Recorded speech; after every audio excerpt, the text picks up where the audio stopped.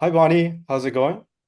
Hi, David. How are you? It's so good to be here and You so nice know, to see you again. Likewise, and welcome back to the Joys of Solo Travel podcast show. Today we have an incredible guest who's been to 43 countries and you've studied abroad, Bonnie. You've backpacked alone, you've solo traveled, you've hitchhiked, you've done it all. So I'm really excited to have you on this episode. I'm so excited to be here. Traveling is such a big passion of mine. It is my life. The first time I took off traveling, I was 17, took off halfway across the world to Australia, and honestly, that just started the travel bug ever since. So this is definitely like second nature to me. So I'm so excited to share this with others. Yeah, you really embody what a traveler really represents, right? So I guess because you mentioned travel is such a big part of your life, like what is the importance of travel to you? What is it about travel that you love so much? I love the freedom of it, but just the adventure. I mean, it's so hard to narrow it down. I feel like we just grow so much as a person through travel. I mean, the first time I left when I was 17, I only left to Australia. So I'm from Canada originally. So it's not like a huge, culture shock or anything. But it's just about the new experiences and the new people. And then obviously, when I've been to more places like Europe and Asia and Africa, and, done like seeing all these different cultures, it's just incredible for your growth. I think it's so important to leave your hometown, get out from where you grew up, and see the world because otherwise, you're going to be stuck in one mindset, right? You're going to have one view of the world surrounded by probably the same people you were friends with from high school. And there are so many more possibilities, so many more options out there. And I think traveling really just opened that up for me to see the beauty of life, the connection of others. I mean, the stories and randomness that you get just through solo traveling is next to none. There's just so much that comes from it. My happiness came from it, my joy came from it. I was quite lost, and it just brought me so much through traveling. Yeah. Wow, I couldn't have said it better. And that gets me really excited, right? You mentioned stories, you mentioned the randomness, so we'll definitely talk about that. But I guess you also mentioned people. And that's really important because I guess part of it about travel is the people that you meet along the way and the friends and the friendships that you build along the way. So how has people really influenced your travel? And I guess has it changed depending on the continent you were in? You mentioned Australia, you mentioned Africa, Europe, Asia. How were you able to bond with the locals and the people you've met along those journeys?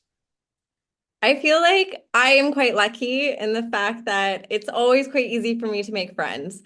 So wherever I go, I am really good at just putting myself in situations where I'm going to meet people.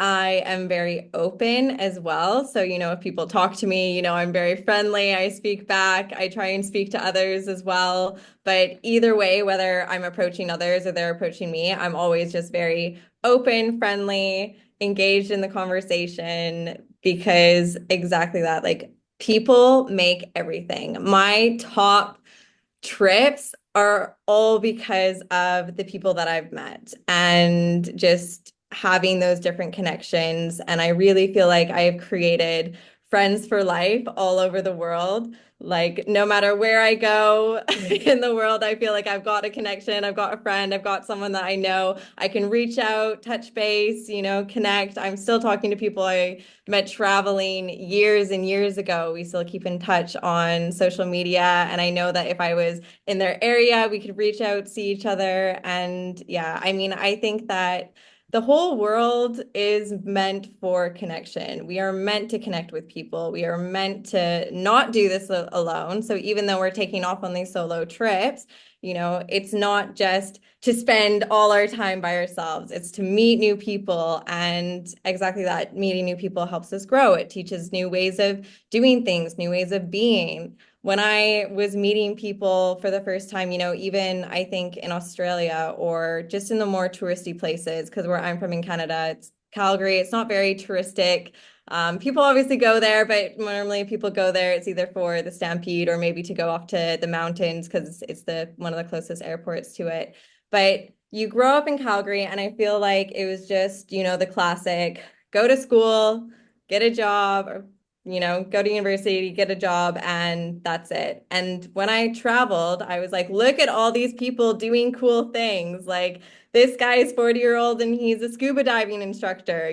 This guy is teaching people how to bungee jump. Like, that's awesome. So I feel like that was just this really big eye-opening thing for me of like, there are so many different ways to do life. And I did the whole office thing and I was like, this is not for me. So that way it made me realize just like by meeting others, what is possible, what is out there. And yeah, I just love the connections that I've made traveling.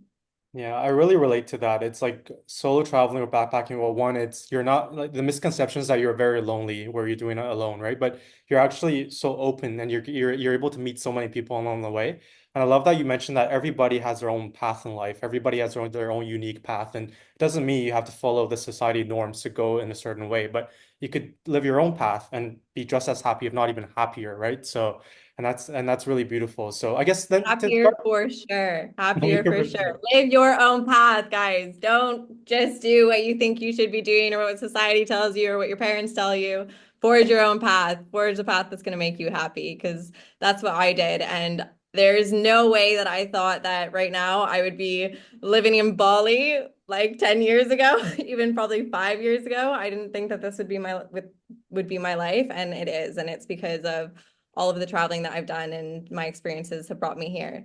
Hmm. Why Bali, Bonnie? Why did you choose Bali to really settle for the long term a little bit? Well, I mean, long term and long term. So I've technically been in Bali for 2 years now. I first moved here in November 22. And but within that, I've done quite a bit of traveling. I've so even though I've been based here, I still have traveled all over Asia. I've been back and forth to London. I've been back to Canada. So I have still been out of the country lots. Now, Bali in itself is incredible. So the first time I came to Bali was in 2019, and I absolutely fell in love. I was supposed to stay for a month. And I was like, get me back to Bali. I need to spend more time here. So I extended my trip for another month and I just had the best time. And it was definitely one of my favorite places that I'd ever been to in the world. And so I just knew that I always wanted to come back. So fast forward a few years, I was living in London and I basically feel like I manifested Bali into my life again. I knew I had always wanted to go back, and my visa in the UK that I was on was ending. So I had a choice to either extend in London for another couple of years or, to leave the country and do something different. And I was thinking, okay, well, I'll probably get the visa for London. But then after that, I want to go traveling. So I had some friends down in Australia that had gotten married, had babies. I was supposed to be a bridesmaid in their wedding, but obviously COVID was happening at the time. So I wasn't able to go. So I'd missed like all of these major experiences that I wanted to be, down on the other side of the world for. And so I was like, okay, this is perfect. I'll get the visa for London and then I'll travel to Australia. I'll see all my friends for a month. And then on the way back, I'll pop in Bali for like a month or two and just hang out there. Now, the world luckily had other plans for me. And so, although this was my soft plan, all of a sudden, the organization that I work for with coaching, called the Coaching Masters. So, the CEO reached out and he was like, hey, Bonnie, how are you? How would you feel about moving to Bali? And I was like, stop. What do you mean? And he was like, we're looking for someone to run some live courses there. Would you be interested? And obviously, I played the hard game. I was like, ooh, I don't know. What you're gonna pay for my flights? Like, what's the deal? What we looking at? And yeah, obviously I was just so excited for the opportunity to actually get to live in Bali. So that is what I did. So I ended up moving to Bali, like I said, November 22, and then have just been here based ever since. And I just got my Kitas, which is like a year-long visa, so I can be here for the next year. So I'll definitely be here for that. Maybe a few trips here and there because I can't seem to stay too still. Um, but yeah, we'll see. I like to do 6 month intervals. So I'll check in 6 months, see how I'm still feeling, see if Bali's still the place. Check in a year. If I love it still, I'll renew the Kitas. If not, something different. But yeah, Bali until something better comes along for sure. Well, it's not a bad place to be right now, and I love that you kind of like you kind of have a base, but you're very open-minded in terms of life and where the journey takes you, where the universe takes you. So Oh yeah. I guess to I no. I realize that you can never, life never goes to plan. So I like to say I always have the soft plan. I have the soft plan of like, I'm going to travel here, I'm going to probably do this. And then when things don't go to plan, I'm not really tied up on it, but at least then I still know where I'm going. But the best things in life have been completely unplanned. So I love, just the adventure and openness of it all.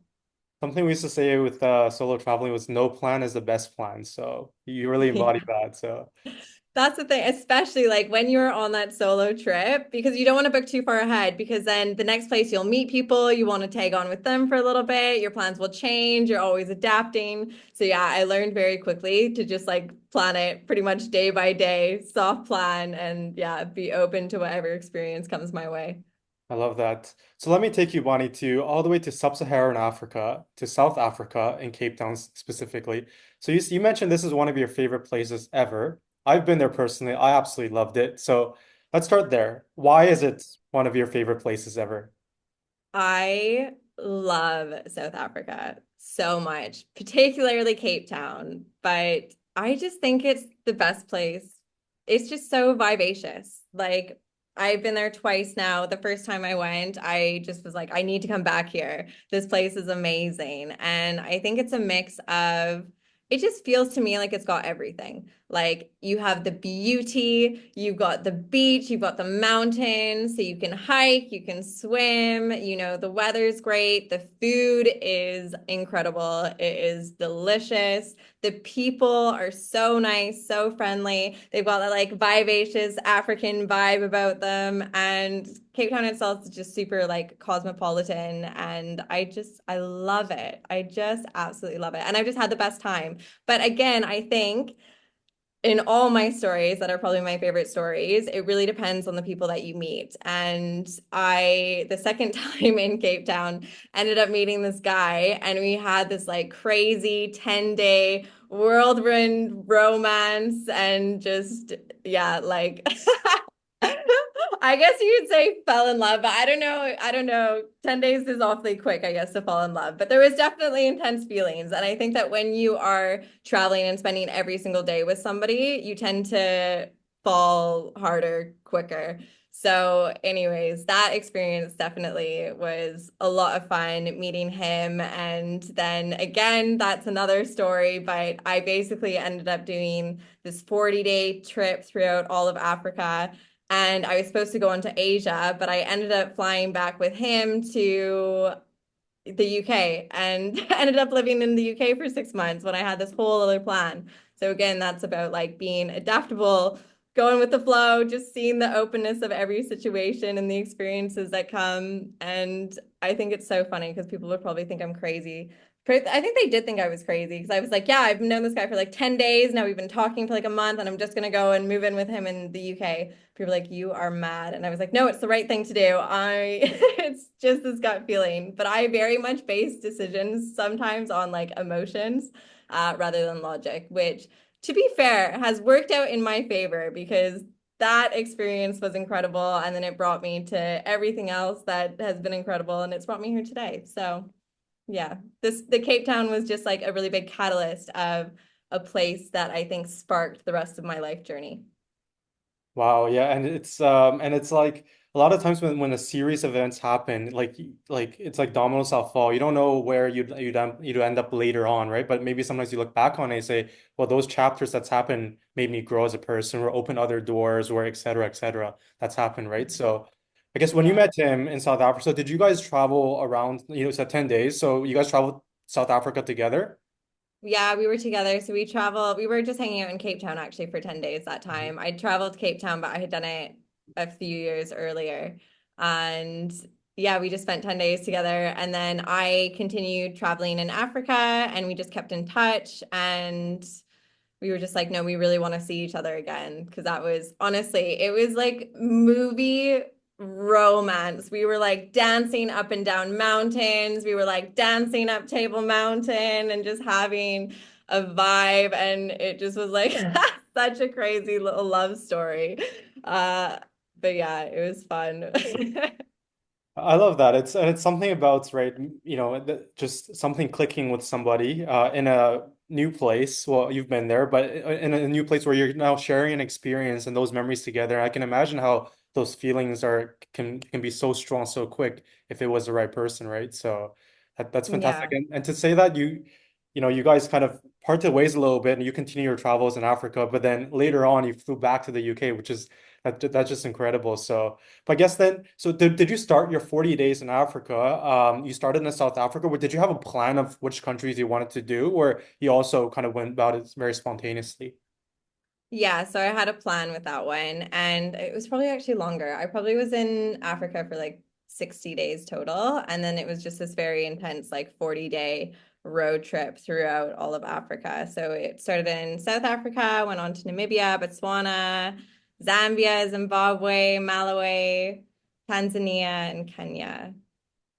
Okay, so let's go up that route then. So we so we started in South Africa, then we went to Yeah, Namibia, right? So how yeah. was that experience in Namibia? Namibia is stunning. It is stunning. I did some beautiful safari adventures there. We traveled to Spitskop, and for those that don't know, Spitskop is like this giant, I guess, rock.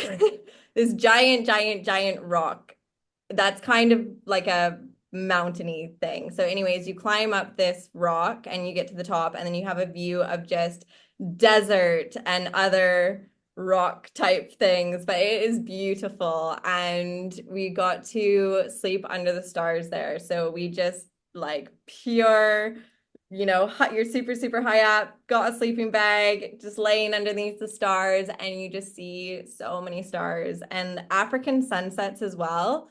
Beautiful. Like people say that Bali sunsets are beautiful, and they are, but honestly, the African sunsets are just next level because it's just desert and vastness and openness for miles and miles and miles. And then you just have the sun that just like completely takes over the entire horizon. So it's just beautiful to see. And yeah, that was a pretty magical experience just to see nothing but millions and millions of stars. Wow, that's incredible. So that journey, was that in the middle of the desert, that place, or how long did it take you Yeah. to get there? Yeah, yeah, Okay. yeah. In the middle of the desert, in the middle of nowhere. Okay, well, but I'm sure it probably got very cold at night because when I was in the Sahara Desert in Morocco, also very beautiful the stars you could see at night. But when the night fell, it became really cold. Did you feel that as well in Namibia? Yeah, it was quite cold, but it was manageable, layers, but not outrageous layers or anything. And I mean, you have to remember, I'm from Canada, so for me, cold is like very cold. Walking -30 outside, degrees. immediate face freezing. We get to like -35, -40 sometimes. So like that is cold. So this, it was still mild. That's like fall weather for you. So uh, fantastic. And so I've heard beautiful things about Namibia. It's like that big four that surrounds South Africa and Namibia. You have Botswana, you have Zimbabwe, you have Mozambique. So I guess when you went from Namibia, and then you now went to Botswana, and I know like the animals are really beautiful there, right? So what did you do in Botswana, and what really stood out to you from your experience in Botswana? So Botswana, again, really beautiful, really cool place. But one reason that Botswana just was like the icing on the cake is that I was camping one time. And the thing is, so obviously we're camping in nature. So they warn us, don't go outside at nighttime because there could be dingoes or not dingoes, sorry, hyenas, and other wildlife. You never know what's gonna be outside. And so so they just, they warn us these things. So anyways, one day I wake up, I open my tent and stand outside, and there outside of my tent, and it's daytime, it's the morning, is a hippo. There is a hippo outside of my tent, and hippos are my favorite animal. I am obsessed with hippos. I just think they're the cutest thing ever. So I was stoked. And obviously everyone else was freaking out because hippos are like one of the most dangerous animals in the world. They're so super aggressive. But this guy just like chilled. He just stared at us and we all just stared at him and then he just like moseyed on away. But we were so close. Like I'm really bad with feet and meters and things, but honestly, I swear we were probably like 3 meters away from each other, just staring at each other. So that was pretty incredible. Wow. And so were you guys camping? Like where were you camping? You can just do different campsites throughout Africa. So yeah, it really depended. Like sometimes we were camping in game reserves, so then you've got the animals and they've kind of got all these sticks and stuff so that you're pretty protected, and then they have them around watering holes. So you would like wake up and look and just camp out and sit on these watering holes and just see all the animals come drinking the water. Yeah, it's pretty incredible to see. Oh wow, I love that. Okay. And I guess when you were, I mean, since you're so close to kind of that, like so many animals, right? At any point did you feel unsafe or did you feel like there are certain precautions you have to take? No, I mean, I think it's just about being smart. And again, for most of it, like you're either in a vehicle for the game reserve, so you feel pretty safe there. And then, yeah, the sticks, I guess, protect you. And for the most part, I felt safe. There was a few instances we were in a boat once on, I'm not 100% where we were that time, somewhere in Africa, maybe Botswana again, but we were in a little like kayak type thing and got too close to a hippo and it started charging us and they are quick in the water. But again, I was more excited. I was just like, whoa, this is so cool. But yeah, you're then with guides and things that can get you out of there pretty quickly. And otherwise, I feel like, yeah, you feel safe. Hmm. And during your time in like Namibia and Botswana, I'm very curious did you also have the time to interact with a lot of the locals? Like were you able to kind of go into more local towns and local villages, or did you do more of a safari kind of experiences, let's say in Botswana in general? Yeah, I mean, you definitely interact with some locals for sure, but say probably in Malawi, we interacted with the locals more. Um, and yeah, because some of it, for a lot of it, we're literally camping in the middle of nowhere, so there's not a lot of people. Or interacting And with the only animals? people then we would meet were on like the game drives or things like that. So that was our time to interact with them. But yeah, otherwise there wasn't a whole lot of other people around. Yeah.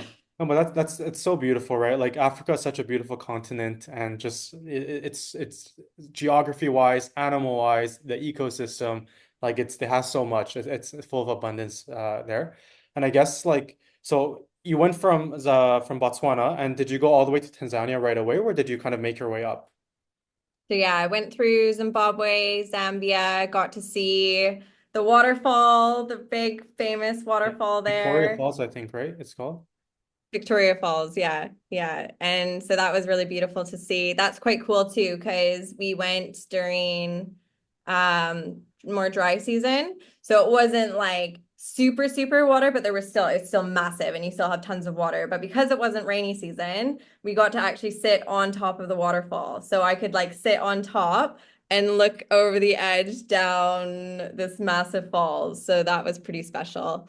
And then, yeah, through there, then went up, got to Tanzania. And then in Tanzania, got to do the Serengeti, which was beautiful.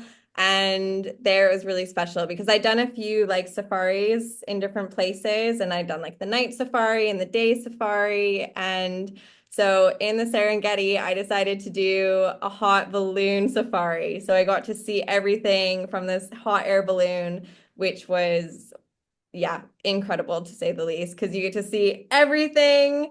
And I mean, what a special way to just float around in a hot air balloon. It's so beautiful. And then we got to go for like a nice little Prosecco lunch after. So that was cool. You just sit in the middle of nowhere. You got your little brunch, your champagne, and then even the bathroom was just like this, I don't know how you call it. I don't know. It's just like tarp, like a tarp and then the toilet and then you just look out and you just got this view of the the Serengeti. Oh wow. That's the most beautiful bathroom view I can imagine. I think it's probably the most beautiful bathroom I've been to. Just this open space. And because it's actually a toilet as well. Uh-huh. And yeah, you just have this view of nature. Oh wow. Okay, so you kind of just open the door and it's just wide open and you just see everything. Yeah, yeah, there is no door. You're just there with this tarp around you. That is incredible. And tell me about the hot air balloon because I'm just trying to imagine it right now as well. Like it almost reminds me when I was skydiving and at the end of that where they kind of pull the parachute and you're kind of floating around and you're kind of like, wow, it's so beautiful. But obviously you're doing it I did it in Canada, the skydiving. So you're doing the hot air balloon in Tanzania, which is much more different, right? So and much more beautiful, I would say, from a nature standpoint in terms of animals. So how did you feel when you were kind of going up and you're seeing that everything? Like what were the emotions that was going through you? Yeah, it's just beautiful. It's just beautiful to see. And it's just nice to see everything from the different viewpoints, right? Because obviously it's so cool to see everything from the ground and you're up close with the animals, but then just to be above everything is just like, wow. It's hard to describe another word for it. It's just wow, because you've got, the hippos swimming in the, whatever it is, lake or something over here, and then you've got, the giraffes over here, and you can just see for miles and just see all these little animals living in one. And I think that that was such a cool experience, actually, just being in Africa in general, is it's honestly like the Lion King, where all of the animals just hang out together. So even you'll have like lions around the watering hole at the same time that there's zebras and giraffes and deer and everything. But everyone's observant of it one another. You know what I mean? Everyone's kind of watching the lions, but they're still going and taking their turn and taking the water. But it is the circle of life. It's just like everything, the ecosystem there. It's like everyone's just living in one. I love it. Wow, that's so beautiful. And I guess then just one question before we wrap up kind of the Africa trip is what was your biggest takeaway from your experience in Africa? You definitely stayed not a short time, right? You'd been there for 60 days. You did multiple countries, multiple experiences. So after that trip finished, when you're on your plane, let's say back home or to another place, like leaving the continent of Africa, what were your biggest reflections and takeaways from that entire experience? I think, oh, it's hard to put into words. Again, the people that I met made the experience for sure. Because we did get to see some villages and I got to go into some of the schools and be with the kids and do some volunteering and everything in my time there as well, which was really incredible.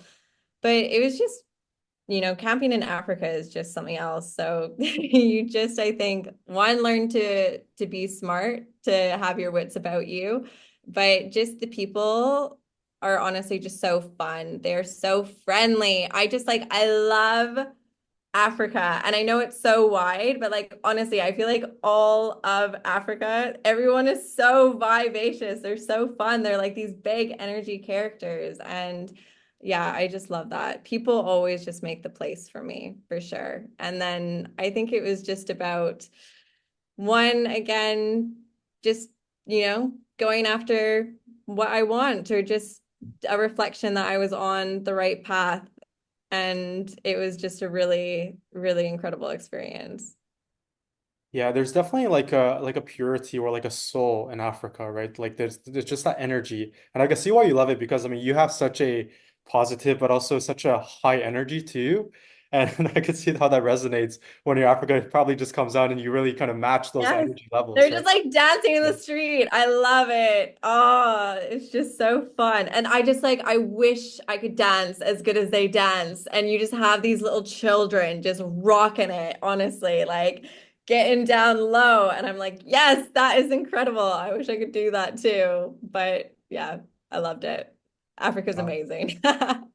Amazing. Well, let me take you now to Europe, where, I want to touch on your first hitchhiking experience because that's something that's really unique, right? Solo backpacking is one thing, but also hitchhiking is something else. So, how did that experience come about?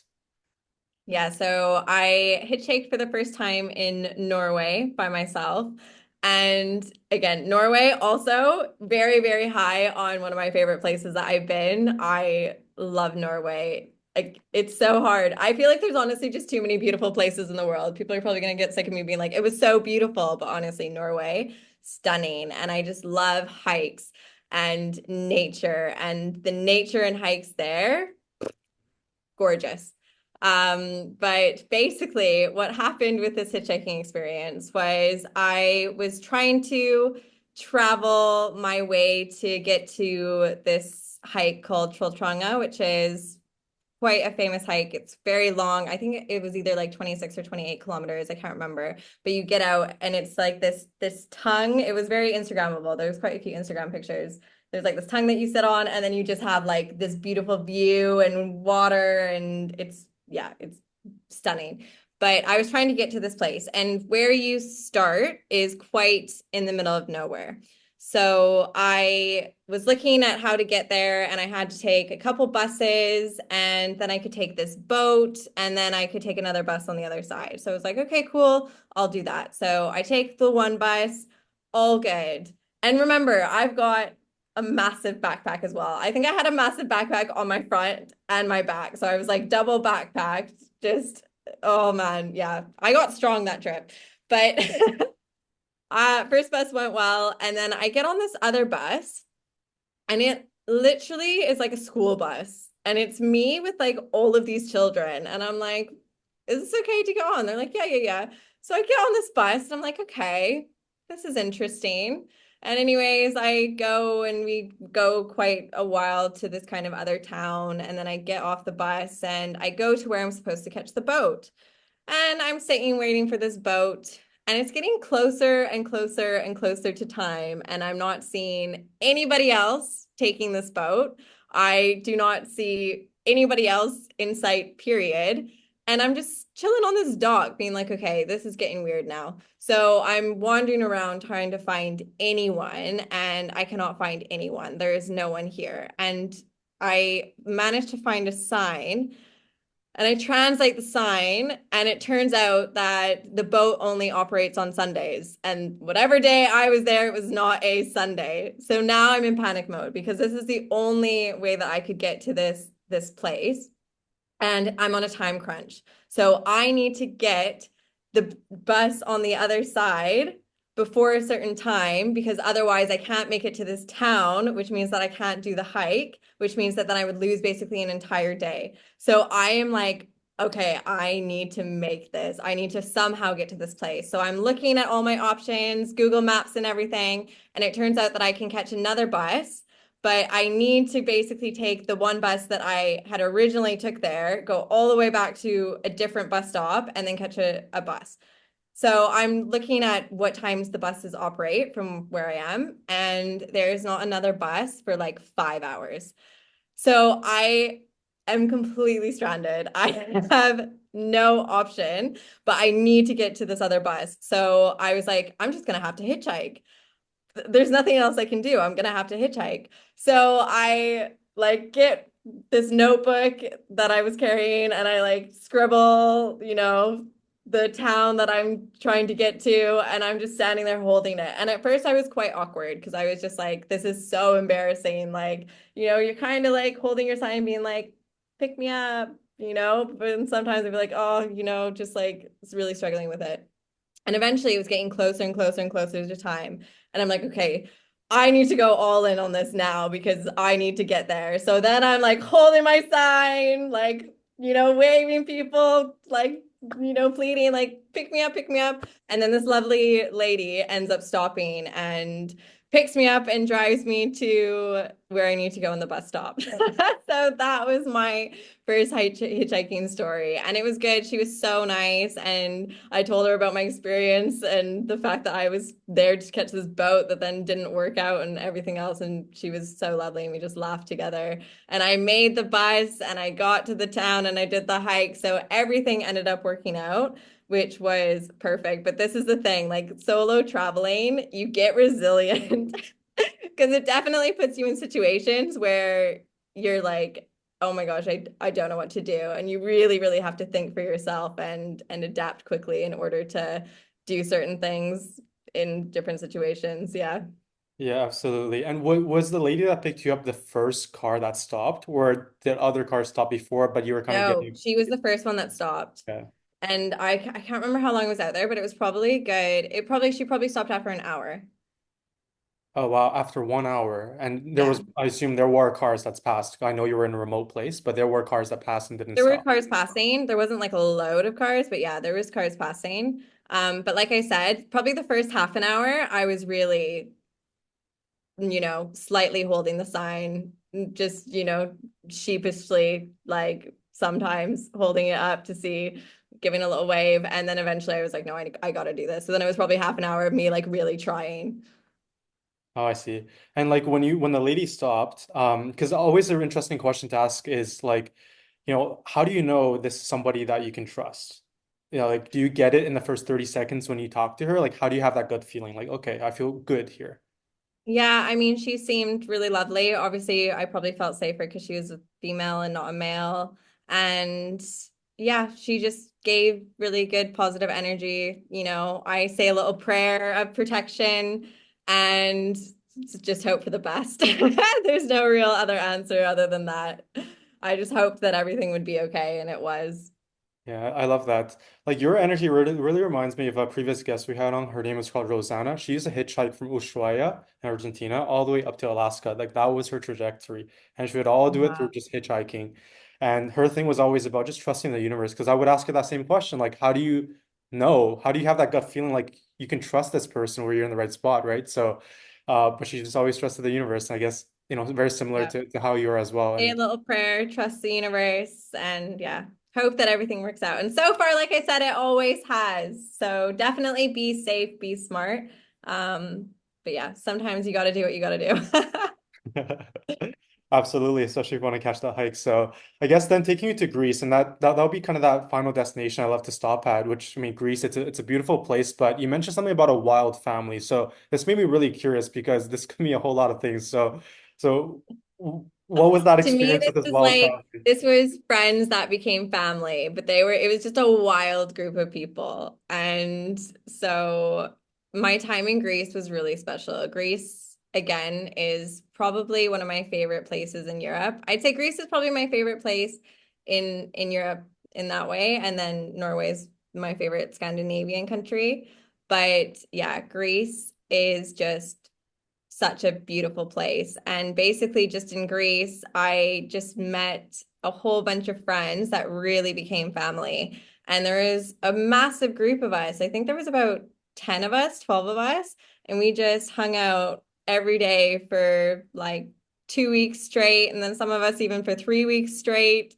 And we just traveled together and had the best time together. And like I said, like people always just make the trip. And so to just be able to travel with this group of people and just become so close and, do all the things together, whether it was hiking, adventuring, going to watch the sunset. There was a lot of partying at that stage in my life, so we definitely did that. But it was just really magical, I think, to grow so close to people in that way. Hmm. And I guess this is a good note to wrap it up on because you mentioned so much about people, right? And obviously your Greece experience had a lot of really great people in your life. So how do you manage to keep those relationships continuously after you've kind of parted ways from that travel experience? Because I'm sure you met people around the world that you've traveled. How do you maintain to be able to keep in touch with these people and keep that relationship there? I mean, there are definitely people I keep in touch with more than others, but I think it's just, we always have each other on socials and we would do some meetups. Some of us got to meet up in Canada because there was quite a few Canadians. There was an Australian that I met that ended up, you know, having a bit of a thing with one of my best friends, and then he ended up moving to Canada and now they're married in Australia. So I've got that connection for life, and then it's just really about staying in touch and just I think knowing that there are people that I know I could reach out to and they would be there for me in a heartbeat. And maybe I haven't spoken to them in a couple of years or a few years or whatever it is, but I'll get a random message every now and then, or I'll send a random message every now and then, and we'll have little reflections or whatever it is. But it's really funny because even there's a time that stands out to me when I was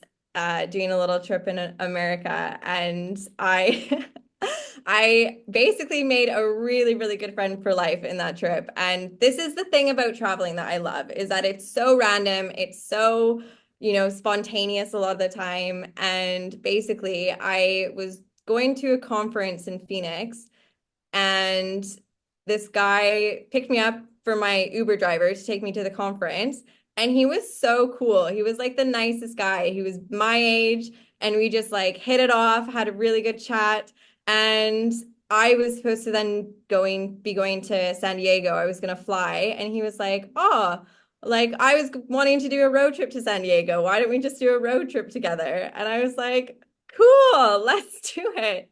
So, anyways, the next day I ended up going on this road trip to San Diego with my Uber driver, and it was the best time. We got to San Diego, stayed on one of his friends' couches, and then from there I met two other people that were friends with the guy whose house we were staying at. And then they lived in LA, so then they invited me to LA with them. So then I got to go and stay on their couch in LA. And then I was going to Vegas, so then I invited them to come to Vegas. And it was just like it was so fun and so random. And this is the thing is, I am quite a yes person and I go off vibes, and you're never going to know 100% of the time, like, is this person safe or is this not safe? But like I said, I have done kind of funny things and it's always just worked out. And like that guy, my Uber driver, we're still really good friends. We call each other, every few months, check in. I help him with his life. He helps me with my life.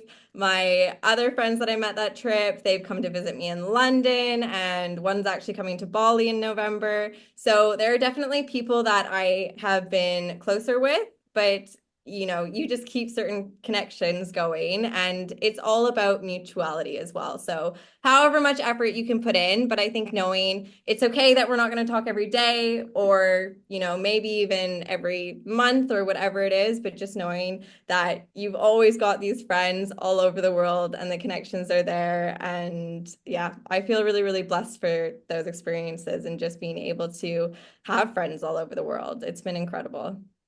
I love that. That's so beautiful. It's like you have such a wide network all over the world. Wherever you go, there might be somebody you know or you've come across, or somebody who knows somebody that you could, meet, Yeah, catch that's the up, or thing whatever the case. too.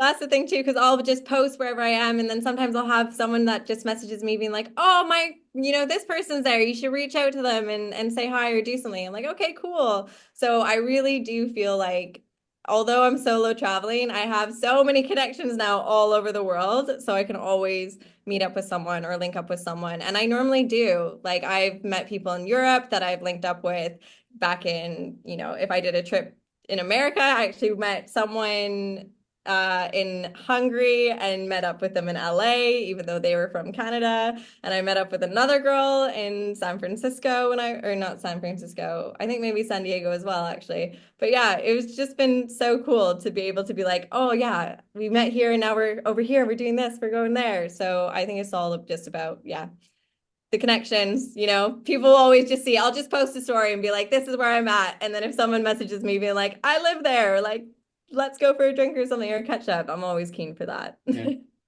It's like one big community, one big family worldwide, right? So that's fantastic. Yeah, yes, exactly. Great. Well, Bonnie, thank you so much for your time. It's been a pleasure having you on the podcast, and just your stories are very inspirational, by the way, as well. So thank you very much for your time. Thank you so much for having me. This was so fun. And yeah, I just want to encourage anyone that is nervous to travel or travel solo. It is the best thing that I ever did for my personal growth, for my connections. You really do go in these situations and you may think like, oh, what if I don't make any friends? You will. The fact that you're a solo traveler, I just feel like is so easy to meet people. People just gravitate towards you when you're by yourself, and you can just easily make connections, and they will honestly be connections that you have for the rest of your life. That's the best note we can end it on. Thank you so much, Bonnie. Appreciate it. Thank you, David. Take care. Bye.